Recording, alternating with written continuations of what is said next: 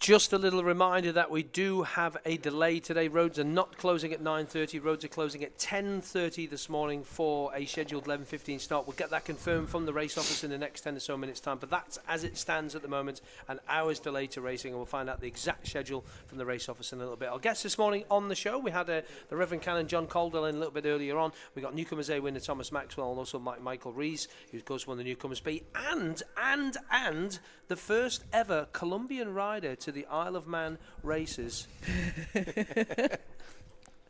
And you know, one of the first questions we had for you, Daniel Fernadez. Let's give his name as well, please. No, Daniel Fernadez. You're just waiting for the dramatic name. moment. Was it? Okay. I'm sorry I interrupted it. But people want to know, what was it that made you want to come here, first of all? I mean, where did you first heard about the TT course? Well, I've been watching the race for a long time. Ever since I was a young boy, we got it on the Colombian television, probably one of the channels that we get in those huge television. Yeah. And started watching it. I've been riding since I was 4 years old, so it always caught my attention. Then, for a while, I used to race motocross like he did for a while, off-road racing most of the time. And then I switched to road racing and went to do Pikes Peak in the United States in 2014. Oh, right. Yeah, okay. Yeah, then I met a guy that knew Robbie. I think he raced for him. And he put me in contact with Robbie, and I said, hey, we're going to do this. And we started chatting with Robbie, trying to do this. I signed up a couple of times for the race, but didn't get an invite, didn't get accepted. So one day I told Robbie, hey, can I come and work for you for the team? And he said, yeah, sure, come on. Then I met everyone here at the office. They told me the right way to do it. And it was 7, maybe 8 months later, I got an invitation for the Newcomers Weekend. And now I'm here. Wow. How did you feel when you finally got the tick on the box to say, yes, you can? Yes, you can. I couldn't sleep for probably 2 or 3 days. I was just out of the gym, coming out of the gym doing leg day, so I couldn't walk probably. Leg day? What's a leg day in the gym? Leg day in the gym is when you work out only your legs. And you really? And you walk out like a newborn Bambi. You know what a Bambi is? A baby. Yeah. Bambino. No, yeah. You can't really walk because you can't feel your legs. Oh, you mean a deer? A deer. Yeah. A newborn deer. Yeah, oh, right, exactly. Okay. Do you have arms day as well? Yeah, of course. Okay. Yeah. Blimey. I've never ever heard of that one before. A leg day. You normally go to the gym and you work everything. No. You're not supposed to work everything. You're supposed to dedicate one day to a different part of the body. So there's leg day, there's back day, there's arm day, all that kind of stuff. Robbie has good days at the gym. He's got drinking arm. That's what Robbie. Okay, you guys. And he's very good at it. Very good. He's had a lot of practice. Yeah, he's got a lot of practice. Yeah, he's trying to teach me how to do it at the beer tent every night. Well, that's kind of what he does. Probably got an account set up there. Got to ask you about being part of a team like Robbie's. They're a close-knit team. They're a good set of lads.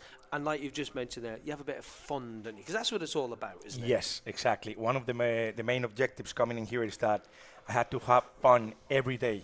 That even if we rode or if we ride the bike, didn't ride a bike, we were going to have a lot of fun. And it has been like that every day, working with Robbie and riding with Robbie, and it has been fun. Okay, we've got a few messages in. We'll just go back to the old MX Radio TT Facebook page. And something about, hang on. Oh, hello. Hang on. Why can't people speak properly these days? It's text speak, isn't it? We are delighted to have been helped. We're delighted. You can read it. I can't see it. I think, we are delighted to have helped Mikey Rees with the graphics and wrap on his race-winning bike. Well done from Hugh. Yep. Hugh Weeks. So Is that a real name, Hugh Weeks? I know Hugh's a Welsh name, but Weeks, is that a... no idea. Genuinely don't know. It clearly is, yeah, because he's a nice guy. I've met him. So you've got wrap on. You haven't got paint on your phones. You've got the wrap stuff on. That's a great little thing to do, isn't it? So if you just want to change your colour scheme, rub it all down, just put a new wrap on it. They're great, those guys that do that. I've remember seeing the program where they did it on one of those Lotus cars, and it's just incredible how quick and how good they get it. Just looking absolutely fantastic. Who else had the bikes done with the wrap? Davey Morgan had it done for a little while, didn't he? With wraps. And yours is done as well, Robbie, is it? Okay, on with the wrap too. Who designed that? Because you've got the big Colombian thing on the back seat. Did you design that? No, I got my own publicist, and he's here on the island with me. He's doing all the social networking stuff, and we have done videos for YouTube and all that stuff. So he's the one that's designed the image for the bike, the Colombian flag, even the ridings, the leathers that I'm riding with, the helmet. It's all been designed by him. Wow. Okay. Social media is quite a big part of what you do, isn't it? Yes, it is. He's filming himself now, actually. He's filming himself being filmed. Yeah, of course. Yeah. There's actually Well, the thing is that in Colombia right now, it's like 3 in the morning. I Is think it? it's two and a half in the morning, 2:30 in the morning. So it's a little bit early for our. It's for okay. our You can send them the followers. link to maxradio.com Yeah, okay. and they I'll can send watch on later the portal. So I'm sending just a few Blimey. videos. Okay. Yeah. So we did the rapping and all that stuff. We did it with Robbie. He's very good at it. He's not very bad, good. is he? Yeah, He's quite good. He's not bad on the old spanners as well. Yeah. He was a good rider as well, you know. Yeah, that's what I've heard. Yeah. I've never seen him ride it. Number 1, don't take him on in a drinking game. Number Okay. 2, no, we'll leave that there. Probably, yeah, We'll probably don't leave go that there. We'll leave that there. We'll be in a bit of bother. I'm just really interested because Daniel, you said you started riding at 4. Michael, how old were you when you first got on a bike? 12. And you remember that moment? Oh, Sort of- yeah. Christmas Day. Was it? Really? Yeah, Too? the present Yeah, of Santa. yeah. What was KX80. it? KX80 Kawasaki. Yeah. Lovely. Okay. Wow. Yeah. What about you, Tommy? Yeah, I was 12 or 13 there on a little field bike. So.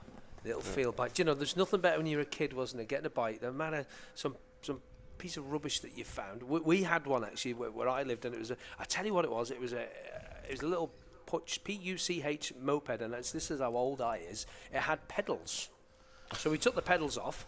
And we used to put we put our feet, please do not try this at home, okay, if you've got one. We took the pedals off and we used to put our feet on the drop bar like that. We got it going and the throttle cable snapped. So what do you do when the throttle cable snaps? What do you do? Get a piece of string, just pull it Yeah, along. just pull it. Yeah. Just pull along like that. And we must have been, we had no crash helmets, we had no safety gear. Nobody died. Nobody got Nobody hurt. died, yeah. We had a bit of fun. We had a bit of crack. Please do not try this at home. We do not recommend this now. These were in the golden days of black and white television, so please do not do that. Things like that, please. But it was good fun, wasn't it? And it's where you learned how to ride a bike properly. And you say, you boys with your motocross background, and you in a field, it's where you learn throttle control. You know, and you know these bikes nowadays, all the big super bikes have got the traction control, the anti-wheelie, and they've got this and they've got that and got that. If you've got none of that, that's proper racing. You see the guys on the 250s in the Classic TT the other day, you know, they just know about a little bit of a feel. And you don't have any traction aids or anything like that on any of your bikes? No. Great. See, all of that should be gone. See, that's just cheating. The only thing you should have is you're limited to come down pit lane. That's the only thing you should have, in my opinion. That's just cheating. All this. You never had that in your day, Robbie, did you? None of that, mate. No. He used to wear pudding-based helmet and goggles and all sorts. Did Robbie? More messages coming in. You had slits in your goggles to stop the rain going in. Dear God. We've had a question, which is for all of you, I think, from Spencer Davey, and he wants to know about your emotions on your very first lap of the course, particularly as it's something that you've thought about doing for such a long time. Daniel? Well, I think I speak for all of us. The first lap, you're just getting a little bit.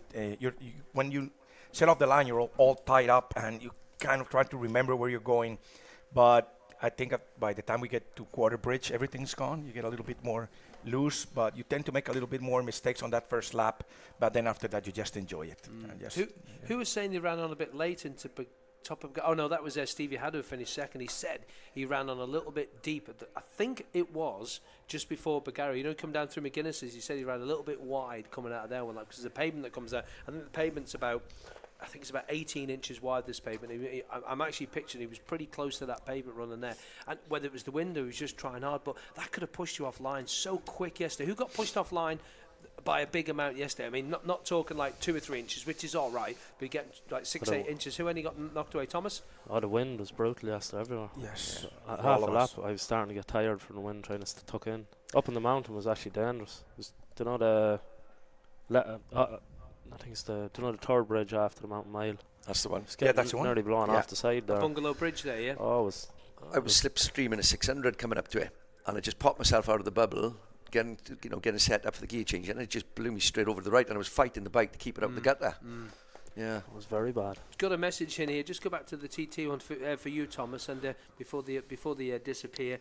Hang on. Was that from Kean? Tommy, you've done your hometown proud. Mullingar, Everyone yeah. is delighted that your hard work and dedication has paid off. From Mullingar. And, Humphreys. Yeah, yes. Debbie and Buddy Thanks. say congratulations, third time lucky.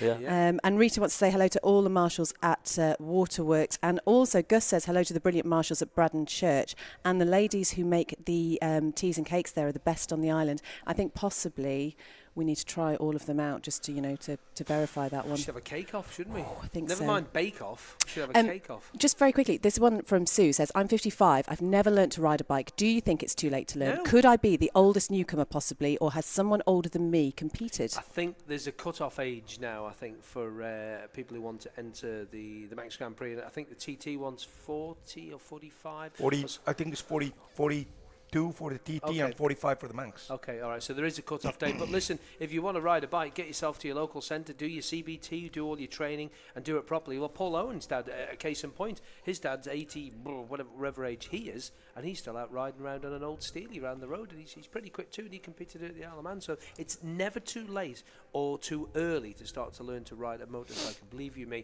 You see some videos of people on YouTube and other various sharing sites and stuff of kids.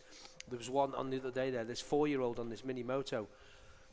There you go. There's the next Valentina Rossi already. It's just unbelievable. And that's the thing, they don't have the fear at that No, age, of and course that's the they thing. don't. Too, if you grow up with that No. that sense, then that's why I never learned to ride a push And the bike till I was 30. Did you not? No.